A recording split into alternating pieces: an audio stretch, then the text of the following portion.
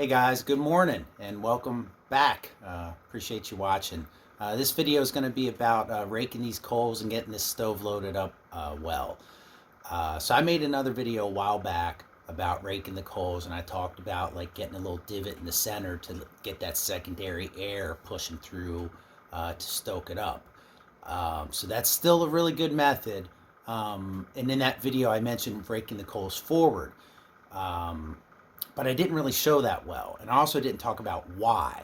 So the reason for that is you want to get the coals forward, so you get like this front to back controlled burn. If you leave a level bed of coals over the whole bottom of the stove, and then stack it up with wood, you'll just eventually get, after about a half an hour, it will just be a raging inferno. Everything will be burned at once. I guess you could overfire it, and you don't want that, right? You want this controlled burn. You spend all this time splitting the wood or money buying the wood or whatever, and you want to get as much heat out of it as you can. So I've got, so what I've done so far, it's about, I don't know, 9 o'clock in the morning. I fired it up. I had some coals left in the bed this morning. I put some wood in it, and I've got a lot of coals now. Enough to rake them forward and show you how I load it. So let's get at it. Okay, guys, so here we are.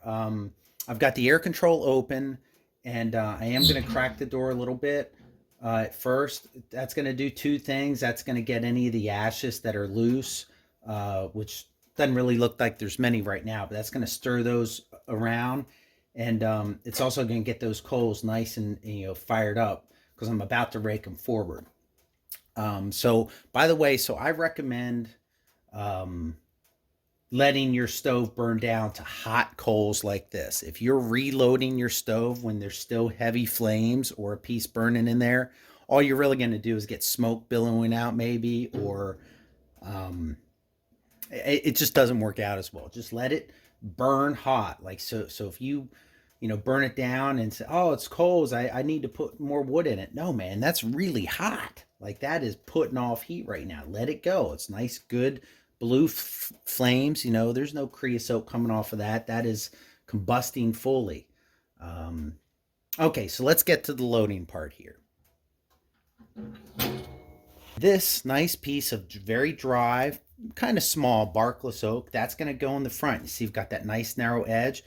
So this is going to be directly over the coals, and that baby's going to catch.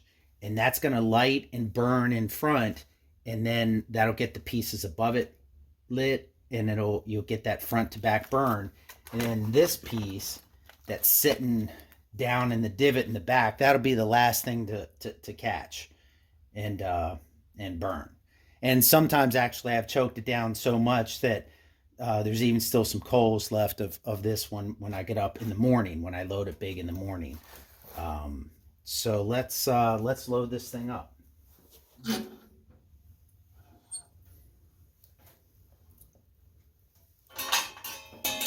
Got the gloves on.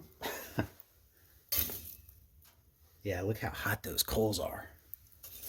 That doesn't come through on camera as well as I would like, but so there you see, that is a nice hot bed of coals. So we're going to bring all those forward like that. Tamp them down a little bit. So keep that secondary air supply tube open. Don't want to block that off.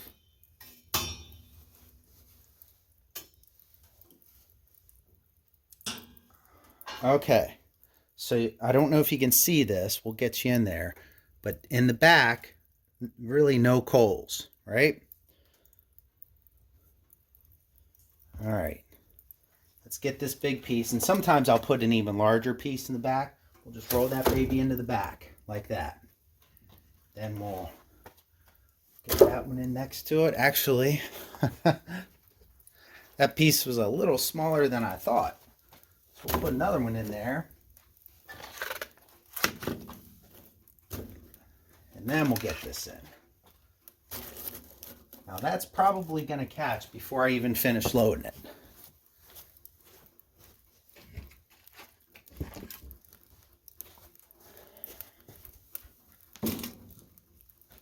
That's okay. Yeah, see, it's already catching. So then I'll go 3 pieces across the top. That's what I'll do. Let's see, here's the piece. Let's get that. It's like Jenga or whatever. So already the coals have caught that front piece. I got a little gap behind that front piece too, so the air comes through. We're going to close that down. Now lower the camera here. Okay, here we go. So you can see that front piece has caught and is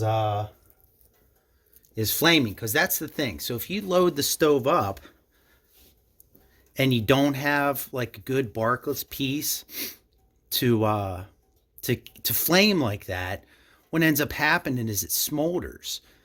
And even with the air control open, it just seems like it smolders. So it's just better to have that piece in front to flame up. And what you'll see here shortly, and I'll lower the camera some more, that'll flame up here shortly. And eventually what we're going to get is the dancing flames up top. Yeah, see, it's only been a couple minutes, and you can see, like I say, it's flaming up pretty well. It's starting to catch on these upper pieces. So I've still got the damper open all the way. Door's shut all the way. I got the damper open though. So we've got that secondary air tube there in the bottom, clear. And here's the thing. So you could say, well, don't clear that, because that's going to push air, into the back and burn the back before the front. You're not getting the front to back burn. And there might be something to that, but if you don't clear it, you don't get, it doesn't flame up quite as quick and as vigorously all the time. This load happened to be really good. The coals caught almost all the way across, pretty well, but it doesn't always happen that way. So what I've found is that if you don't clear that air tube, it'll eventually bore a hole out there anyway. So I don't even fight it. I use it to my advantage. So there you can see it's flaming up really well. And it's only been here, just a couple minutes. But this isn't what we want, right? We don't want the flames like that. We want to get it hot. I want the dancing flames up top. That's what I want. So I'm going to dampen it down now just a little bit, which, first of all, I'll go all the way down and let's see what happens. Is it hot enough to just go straight damping? It might be. Nah, not really. It's not ready for that. So we'll open it back up halfway. Well, now I went too far. We'll go all the way. So it's better to go full open and then just draw it down a little bit. I don't know if that fan is messing up the audio. So there you can see the damper's open all the way. The front's starting. I'm going to lower the camera just a little bit more so you can see up in there. Okay, so the damper's open the whole way. It's starting to really flame up. That's too much though, right? That's going to burn, overburn. So let's close that damper down about 2/3 of the way and see what happens. I've got the fan blower off. I got to get that back on here though soon. Okay, you can see we're starting to get them dancing up top there. So I'm going to dampen it down almost all the way. I'll turn that blower back on. So hopefully you can see that we're getting the dancing flames up top pretty hard. So now I'm just going to go ahead and dampen it down all the way. And that's going to catch real good. And that's going to burn sort of front to back, top to bottom is what I should get out of it. So those 2 pieces, so I've got 4 pieces on the bottom, 3 pieces across top. The 2 in the back should be the last 2 to burn. And if you can see, I'll move the camera around here a little bit. It's really hard to see, but in the side there's no flame in the back right now. None at all. So that's what we want. So that's our old part 2 on how to burn. Now, I also did, and maybe I'll paste this in at the end, I took the blower off and removed the screw that keeps the damper from closing all the way.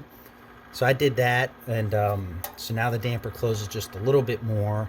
I even had the little spring handle off the damper for a while so I could take it in all the way, but then I needed these to pull it back out. It was in so far. All right, so here we are just a couple minutes later, and you can see that that front piece is still the key here as far as keeping the flame going.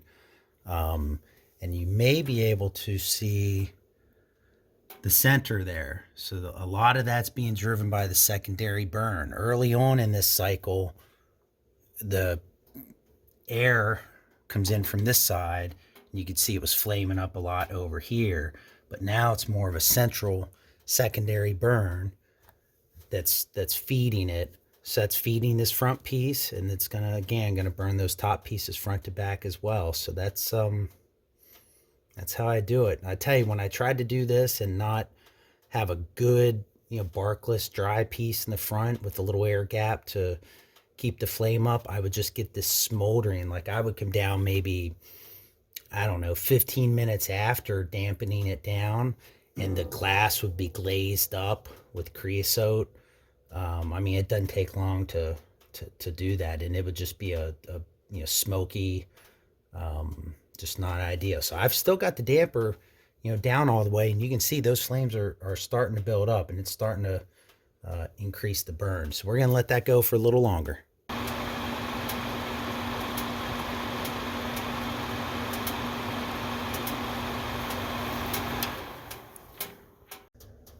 All right, and here we are about an hour later. You can see those dancing flames on top, and the front's still burning, but look back there in the back.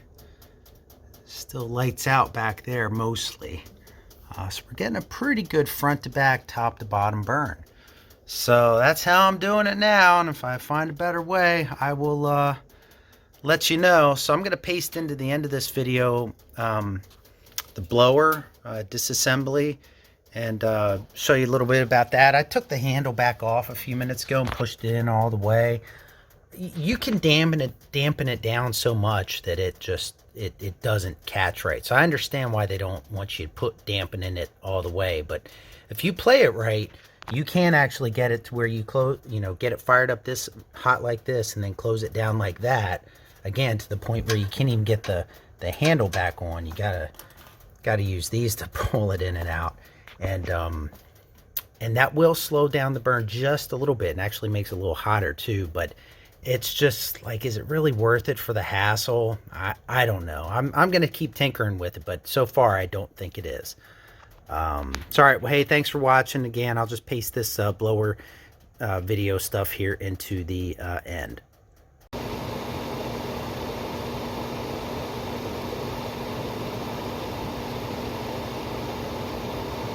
I want to thank a commenter from a prior video who talked about removing this blower unit.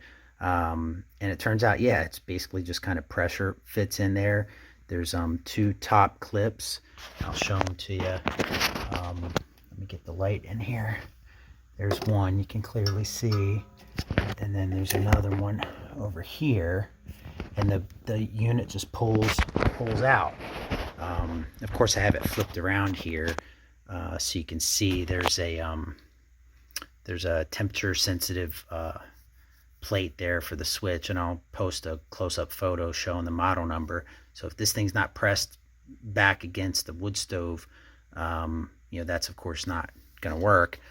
And then there are 2 blower units here as well. I'll show you the model number. All the model number information's there, and then I'll post what I can. If I can find anything, I'll post as far as the manufacturer. Inside the fan blade here, it said Palm Beach something, but then the center unit says made in China, like everything else. But it looks like these blowers are replaceable. So if you needed them, you wouldn't have to replace this whole enclosure, of course. You could just just unplug the motor and their blower motors and then replace them. By the way, also here's the model number, I guess, of this whole enclosure here. So the reason I took this off was to look at this air control. So let me get in under here and kind of show you that. So I've heard people, they've said, that there's a screw that stops the air control. So let's look at that. So there it is. And then there's another screw. Let me get in over here. That stops it from coming out too far. I don't know if that's really showing up, but it's in there. So you can see I've got it pushed in all the way to hitting that other screw. So I think before I fire the wood stove up the next time, I'm going to take that screw off and see if there's a way I can dampen it down even more. Here you can see it stops on that screw. So I'm going to finish taking that screw out and then I'll show you what I find. Alright, so I got that out. I used a socket and a wrench. It's 3/8. But let me show you now what happens to the air control. I hope this shows up.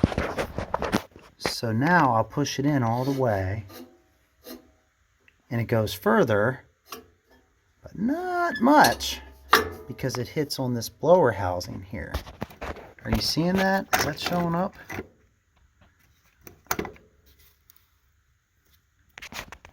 The back corner hits on that. So it's really not much additional you can get out of it. And then when you do that, I guess what you're doing is uncovering some of the holes on this side for air inlet, right? And there's how far it goes in, by the way. Let's see if that's showing up. Pretty far. So I guess what I'll do, I'm gonna fire it up, and I guess I'll see if I can dampen it down even more.